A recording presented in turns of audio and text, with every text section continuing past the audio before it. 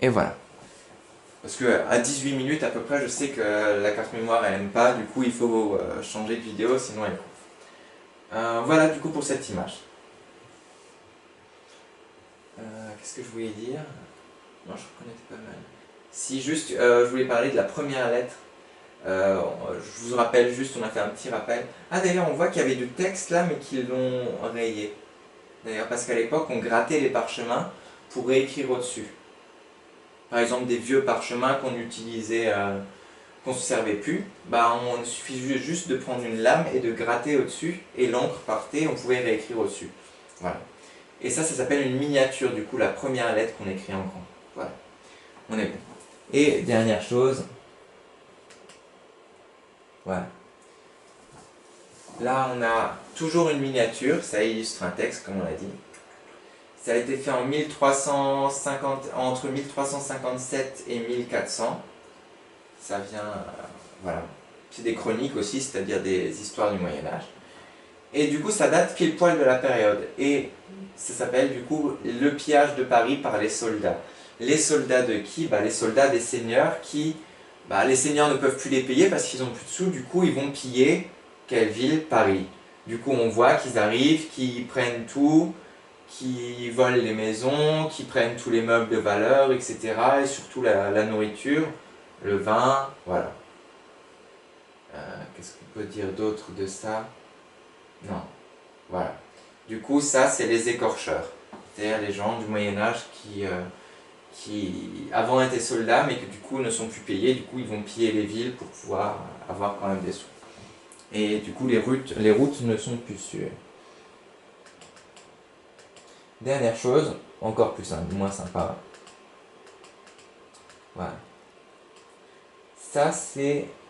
En fait, à l'époque, il y avait tellement d'histoires de mort, etc., que le thème qu'on utilisait beaucoup en art, bah, c'était la mort. Parce que c'était vraiment ce qu'il y avait autour de tout le monde. Tout le monde voyait ses proches mourir, etc. Du coup, il y a un mouvement, comment dire, un mouvement artistique qui s'appelle les danses macabres. Macabre, ça veut dire qui est en lien avec la mort. Et du coup, voilà, c'est beaucoup de gens. Les danses macabres, c'est par exemple des gens qui sont avec des morts, enfin avec des squelettes pour représenter la mort, etc., que tout le monde va mourir. Et voilà. Vraiment pas sympa. Et ça, c'est en Slovénie. C'est proche de la Russie, je crois. Slovénie, c'est près.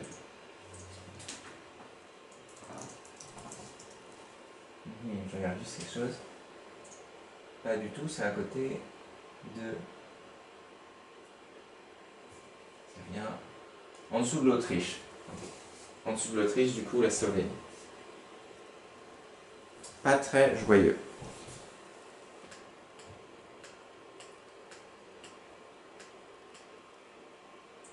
Ok.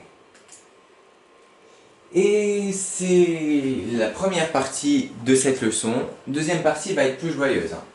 Voilà. On va faire un petit récapitulatif quand même. Deuxième partie va être plus courte et plus joyeuse.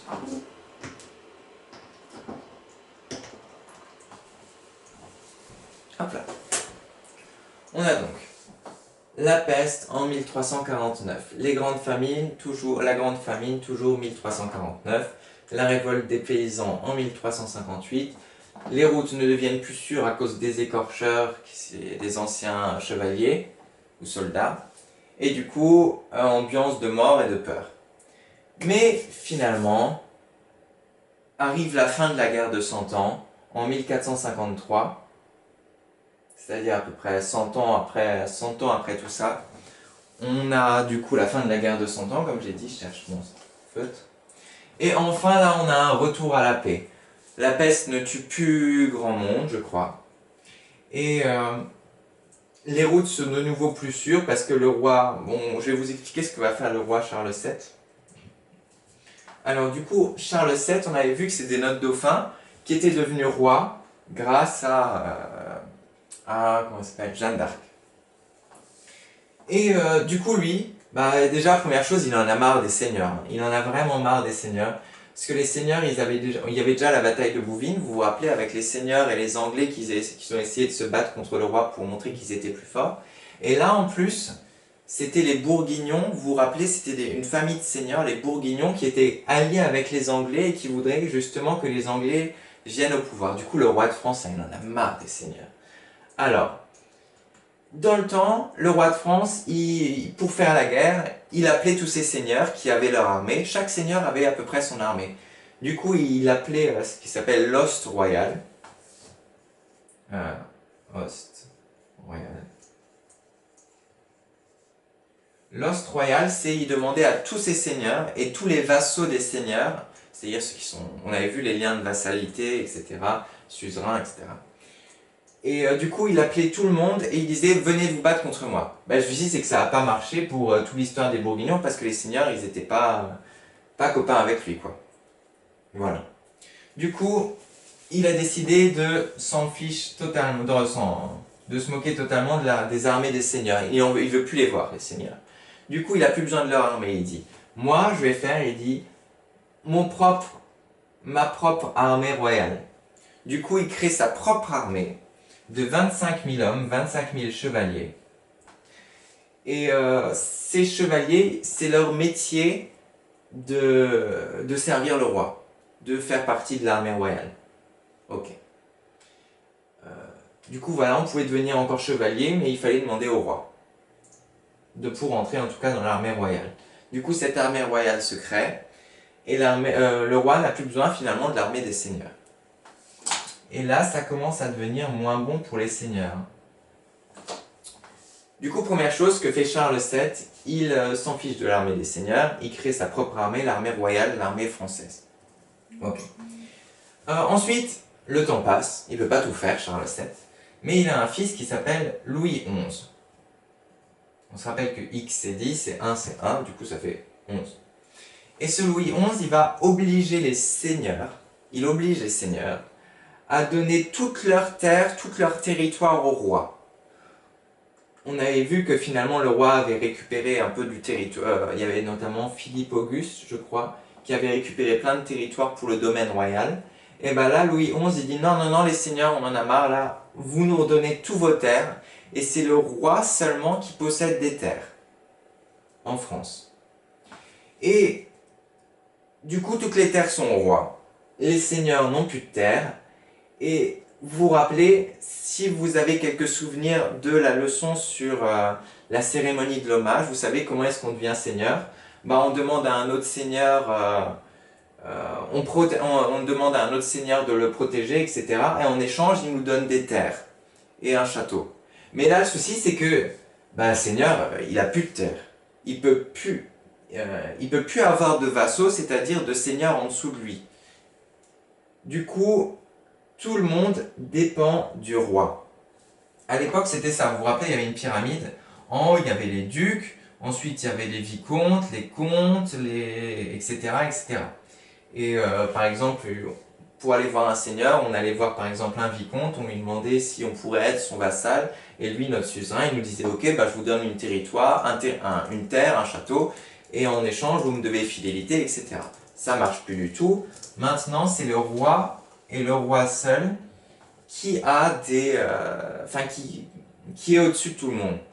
Du coup, le roi est au-dessus des barons, le roi est au-dessus des ducs, et le roi est au-dessus des comtes. Le seul moyen, je crois, à l'époque, de devenir seigneur, du coup, c'est non pas de demander aux barons, aux ducs et aux comtés des terres, c'est de demander à qui? Au roi. Du coup, pour devenir seigneur, maintenant, il faut demander au roi. C'est seulement le roi qui a des terres. Les seigneurs, finalement, entre guillemets, ils sont un peu écrasés parce qu'ils n'ont plus du tout le droit d'avoir des vassaux, des gens en dessous d'eux, etc. C'est donc la fin, on appelle ça la fin de la féodalité. La féodalité, vous vous rappelez, c'était quand on avait des relations entre les gens. Par exemple, les seigneurs, ils pouvaient avoir quelqu'un en dessous d'eux, ils pouvaient avoir quelqu'un d'au-dessus d'eux, etc. Et là, c'est la fin de la féodalité, parce que ça va être le début d'une époque où finalement, on a juste au-dessus de tout le monde le roi, et il n'y a plus de relation de supérieur, inférieur entre les autres. Il y a le roi, et il y a ses seigneurs. C'est tout. Il n'y a plus de... Parmi les seigneurs, il y a des vassals, des suzerains, etc. qui peuvent faire des clans, ou... Parce qu'il y avait beaucoup d'histoires de clans si on avait des vassaux ou des suzerains, c'est-à-dire des gens en dessous de nous ou au-dessous de nous, bah on pouvait se faire un petit clan et puis se dire tiens, on va essayer de combattre contre le roi. Non. Là, les seigneurs, ils sont tous au même niveau et c'est le roi qui décide. C'est le roi qui donne les terres aux seigneurs, c'est le roi qui loue les terres aux seigneurs, du coup, parce qu'ils sont plus à eux, les terres. Et voilà. Bref. Voilà, du coup, c'est la fin de la féodalité, parce que le roi est le plus puissant du royaume, et il le montre encore une fois. Et ça veut, entre guillemets, dire que c'est la fin du Moyen-Âge, parce qu'il n'y a plus ces relations. Le Moyen-Âge, c'était les relations, on avait vu de suzerains, de vassaux, etc. De serments. Là, il n'y a plus ça. Du coup, normalement, c'est la fin du Moyen-Âge. Mais on verra la semaine prochaine qu'il y a un événement qui va marquer, là, ça marche, la fin du Moyen-Âge, qui va bien marquer la fin du Moyen-Âge, et on le garde comme date de fin du Moyen-Âge, c'est la découverte de l'Amérique. On voit ça la prochaine fois. Est-ce que j'ai encore des choses à vous montrer? Non. On passe à la leçon.